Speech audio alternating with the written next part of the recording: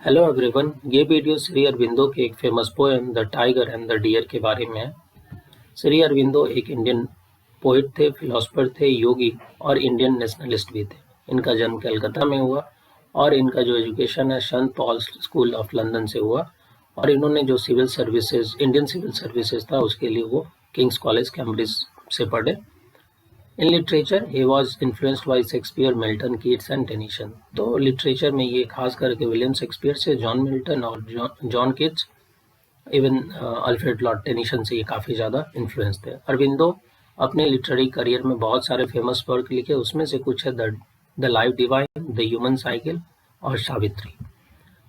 श्री अरविंदो का ये जो पोएम है the tiger and the deer, इसमें से जो इम्पोर्टेंट लाइन है वो आपके सामने है। बहुत बार ये एग्जामिनेशन में आते हैं, आप भी अपने लॉन्ग आंसर में इसको दे सकते हैं। Like brilliant crouching slouching what creeped through the green heart of the forest, gleaming eyes, mild chest and soft soundless paws of the grandeur and more।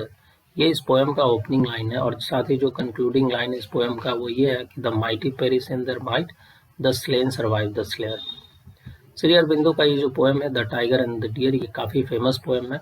ये पोएम पोएट के जो विजन है अच्छाई और बुराई को इसको रिप्रेजेंट करता है। साथ ही साथ वो दिखाना चाहते हैं कि एक एक्सपीरियंस और एक इनोसेंस में क्या डिफरेंसेस है। इन्होंने द टाइगर को एज ए सिंबल के रूप में रिप्रेजेंट किया है। तो द टाइगर यहाँ पे इविल को रिप्रेजेंट करता है या एक्सपीरियंस को रिप्रेजेंट करता है। वहीं जो क्रिएचर द डियर है वो रिप्रेजेंट करता है गुड और इनोसेंस को।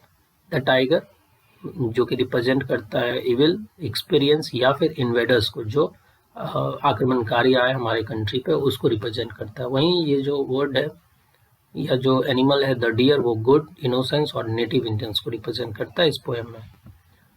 पोएम का जो ओपनिंग होता है वो एक ग्रीन डीप डेंस फॉरेस्ट में होता है और कहते हैं कि पोएट कहते हैं कि a green deep dense forest wherein the wildest and brilliant element tiger creeps crouching and slouching to prey। सो एक टाइगर एक डीप डेंस फॉरेस्ट में क्राउचिंग और स्लाउचिंग करके शिकार करने के लिए निकलता है। जिस टाइप से आप लोग देखे होंगे किस टाइप से टाइगर अटैक करता है, बिल्कुल क्राउच और स्लाउच करके। सो it has bright eyes and mighty chest. वो यहाँ पे जो टाइगर है उसका फिजिकल डिस्क्रिप्शन देखते हैं कि tiger has bright eyes and mighty chest and it softly moves its soundless paws forward to attack. और धीरे धीरे सॉफ्टली किसी टाइप का आवाज़ शोरगुल किए बिना ये अटैक करने के लिए आगे बढ़ता है। हालांकि the blowing winds through the leaves is becoming an obstacle for the पिटिलेस and brilliant tiger. फिर से यहाँ फिजिकल डिस्क्रिप्शन है आपको टाइगर का कि टाइगर पिटिलेस है और ब्रिलियंट भी है। सो जो जंगल में जो हवा चल रही है वो तेज है और जो पत्ते उस कारण से हिल रहे हैं वो थोड़ा सा उसके लिए बाधा बन रहा है अटैक करने में। बट द ग्रेट बीस्ट, और टाइगर जो कि ग्रेट बीस्ट की तरह यहाँ फिर से वो रिप्रेजेंट करते हैं, hardly dares to breathe and continues to crouch and crave to end its noiseless battle, and finally it attacks on a beautiful wild deer while drinking water in a pond। और जो tiger है, जो great beast है, वो सांस लेने से भी वो रोक रहा है खुद को ताकि किसी टाइप का कोई भी प्रॉब्लम नहीं आए, और वो जो अपना क्राउचिंग एंड क्रीपिंग है उसको कंटिन्यू रखते हुए फाइनली वो एक नॉइजलेस बैटल तक पहुंचता है और वो एक ब्यूटीफुल वाइल्ड डियर पे अटैक करता है जो कि एक तालाब में पानी पी रही होती है। The beautiful innocent deer had no idea of such an attack. यहाँ जो पोएट है डियर को ब्यूटीफुल डियर और इनोसेंट डियर के रूप में रिप्रेजेंट करता है। सो डियर को कोई आइडिया नहीं था इस टाइप के अटैक का, वो तो बिल्कुल इनोसेंस था और उसको थोड़ा भी आइडिया नहीं था। So it has gone to drink water in a pool without suspicion, और बिना सस्पिशन के वो बस वो पानी पीने गया था। But the deer is torn and killed by the tiger. लेकिन जो डियर है, जो इनोसेंट है, उसको टाइगर मार दिया and the deer dies thinking about its mate and living its alone in the deep dense forest. So वो tiger जब वो डियर मर रही होती है तो बस वो एक ही बात सोच रही होती है कि वो अपने जो मेट थे, जो कंपेनियन था, उसको डीप डेंस फॉरेस्ट में अकेले छोड़ करके यहाँ पानी पीने के आए थे और वो मारे गए। The mild harmless beauty, again उनका जो नेचर है डियर का वो कैसा है, माइल्ड हार्मलेस ब्यूटी, मतलब ये इससे किसी को नुकसान नहीं हो सकता। So the deer is destroyed by the strong cruel beauty the tiger.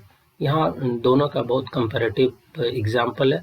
एक तरफ डियर को बताया गया है माइल्ड हार्मलेस ब्यूटी, वहीं तरफ जो टाइगर है उसको बताया गया स्ट्रॉन्ग क्रूएल ब्यूटी। तो ये नेचर के दो साइड है, आपको दोनों चीज़ यहाँ मिलते हैं नेचर में। एक अगर कोई इनोसेंस है तो दूसरा एक्सपीरियंस है, अगर इविल है तो फिर गुड भी है। वो इसी टाइप का एक पोएम आया था विलियम ब्लैक्स का द लैम्ब, जो कि उनके सॉन्ग्स ऑफ इनोसेंस का एक पार्ट है, और द टाइगर जो कि विलियम ब्लैक के जो कलेक्शन ऑफ पोएम है सॉन्ग्स ऑफ एक्सपीरियंस उसमें आपको देखने को मिलेगा। और ये दोनों पोएम उनके जो कलेक्शन ऑफ पोएम्स है जिसका सॉन्ग्स ऑफ इनोसेंस है एंड ऑफ एक्सपीरियंस टाइटल है, और इसी में ये दोनों कलेक्शन है, यानी सॉन्ग्स ऑफ इनोसेंस भी और सॉन्ग्स ऑफ एक्सपीरियंस भी, और ये दोनों वर्क ज्वाइंटली पब्लिश्ड हुआ 1789 में। तो आपको देखने को मिलेगा कि सेम थीम बेस्ड है, उसमें भी ब्लैक नेचर का जो दो पहलू है, इविल और गुड, इनोसेंस वर्सेस एक्सपीरियंस, इसको वो डिस्कस करते हैं इस पोएम के माध्यम से, द लैम्ब और द टाइगर के माध्यम से। Further, the poet talks about a particular day when the tiger will crouch and leap, and there will be none to be preyed in the dangerous heart of the forest, as there had no land rest in Asia for the mammoth. Further, poet कहते हैं कि एक दिन जरूर ऐसा आएगा कि जब टाइगर बस क्राउच और लीप करेगा, लेकिन वहां शिकार करने के लिए कुछ नहीं रहेगा। जैसे कि एशिया में मैमथ नहीं, मैमथ जिसके बारे में हम लोग जानते हैं कि अब वो इंस्टिंक्ट हो चुका है, एलिफेंट का ही जो इंस्टिंक्ट प्रजाति है मैमथ। तो जिस टाइप से मैमथ पूरे एशिया से या फिर अभी तो पूरे कंट्री से उसका एक्सटिंक्शन हो गया है, विलुप्त हो गया है ये, तो बिल्कुल वैसे ही जो टाइगर है which means the evils, which means the people who has villainous quality, वो भी उनका एक न एक दिन खात्मा हो जाएगा। तो speaker has believe that the day will come when a beautiful deer will drink water fearlessly from the great pools. इनको पूरा भरोसा है अरविंदो को कि एक दिन जरूर आएगा जब जो इनोसेंट लोग हैं लाइक द डियर, वो fearlessly किसी भी ग्रेट पूल से वो लोग पानी पी सकते हैं बिना किसी डाउट के। The speaker concludes the poem saying the mighty perish in their might, the slain survive the slayer. और इस प्रकार से जो पोएट है वो कंक्लूडिंग लाइन लिखते हैं, the mighty perish in their might, the slain survive the slayer, which means due to the slain और किल्ड और इनोसेंट क्रिएचर। मतलब जो लोग मारे जाते हैं या वैसे जो इनोसेंट लोग या जिनका किलिंग होता है, सो द स्लेयर और द किलर सर्वाइव, उनके कारण से वो सर्वाइव करते हैं जो भी मारने वाले हैं। And one day the mighty और द इविल्स और destroyer will be destroy bye there on evils. लेकिन वो कहते हैं कि एक दिन जरूर ऐसा आएगा जो भी माइटी लोग हैं या जो विलेनियस क्वालिटी के लोग हैं वो खुद अपने ही जो उनके पास जो विलेनियस क्वालिटीज़ है या उनका जो विलेनियस जो प्रवृत्ति है वो उसको अपने ही एक दिन उसका विनाश कर देगा।